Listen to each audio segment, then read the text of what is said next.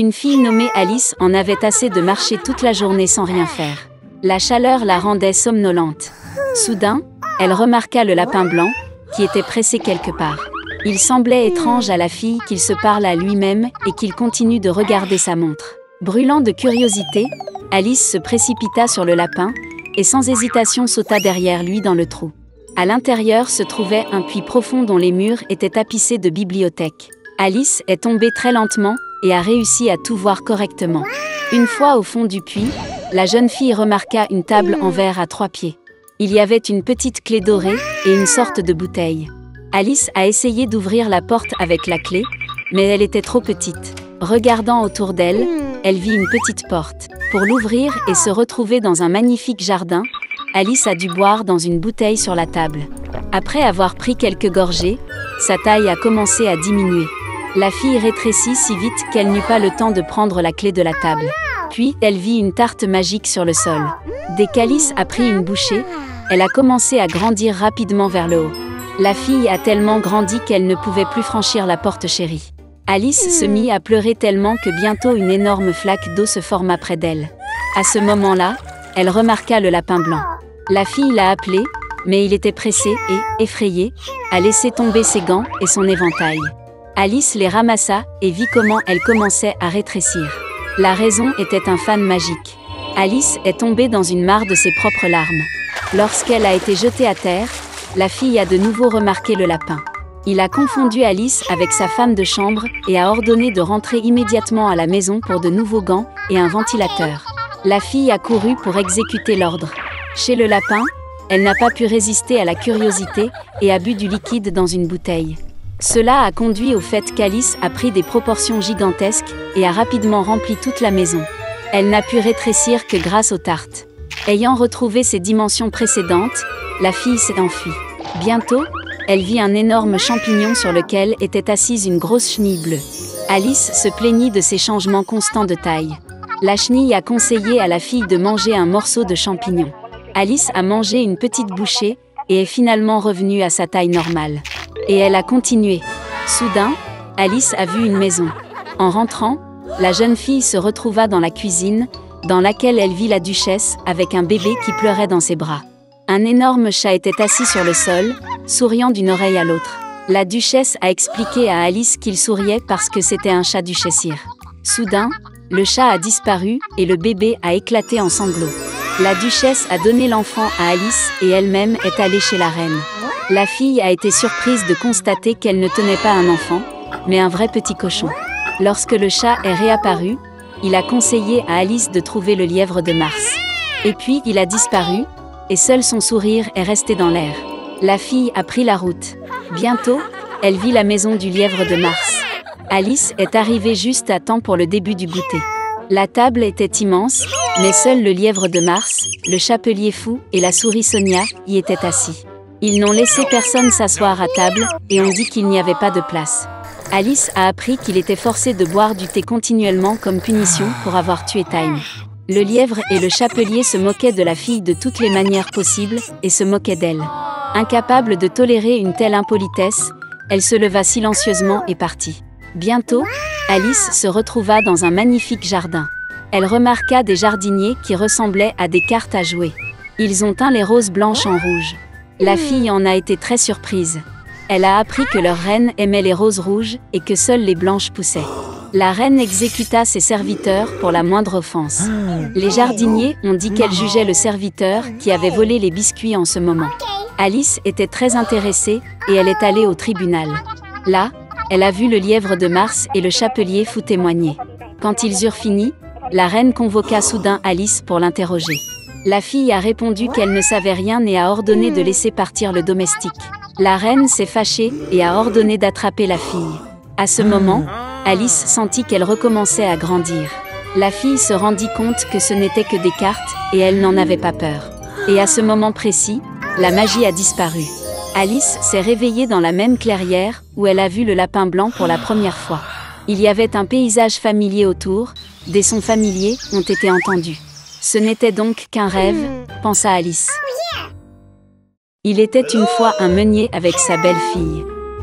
Il voulait vraiment devenir riche, alors il n'a fait que mentir aux autres. Les gens n'aimaient pas cela et se plaignaient du meunier auprès du jeune roi.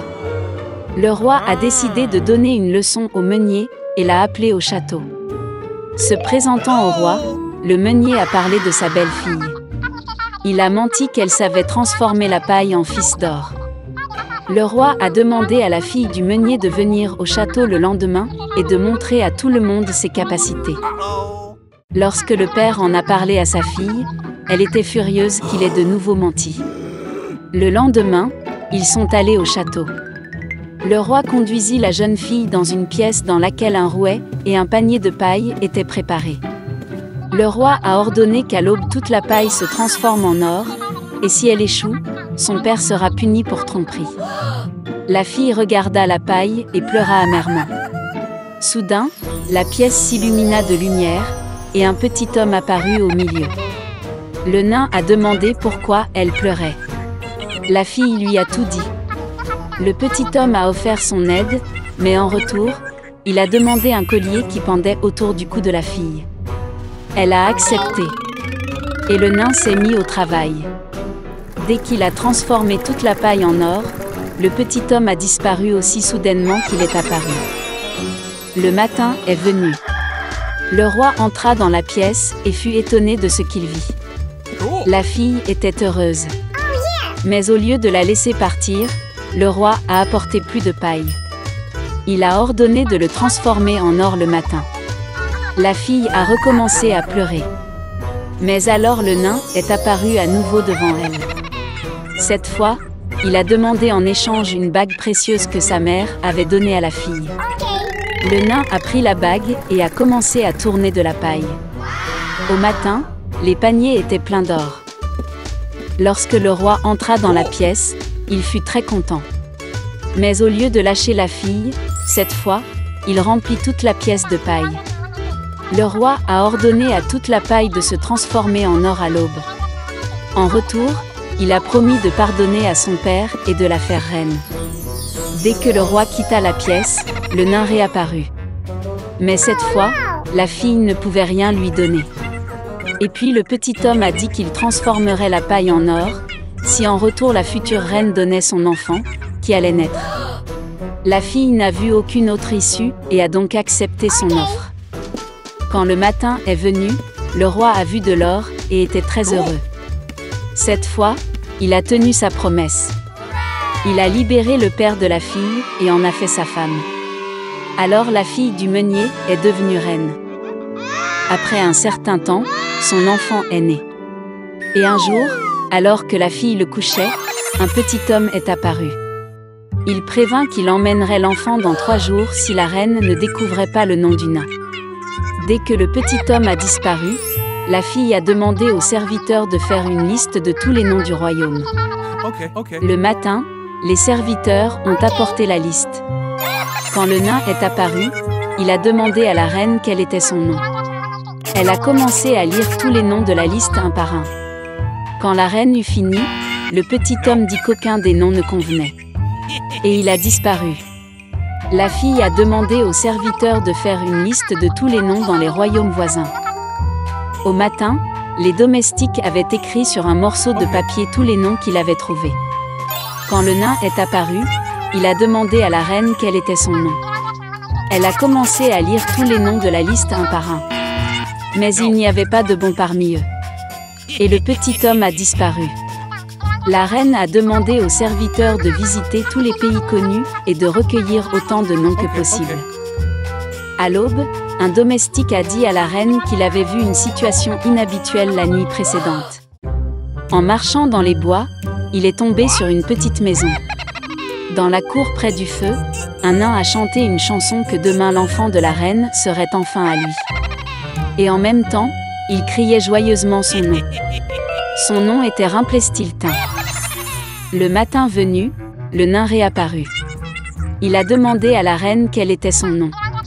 La fille fit semblant de ne pas connaître son nom et commença à lire les noms de la liste. À chaque nouvelle mauvaise réponse de la reine, le petit homme devenait de plus en plus joyeux. Finalement, la fille prononça son nom. Et au même moment, le sol sous les pieds du nain crépitait, et il tomba dans un énorme trou. Alors la reine s'est débarrassée du petit homme avide. Plus tard, elle a tout raconté au roi.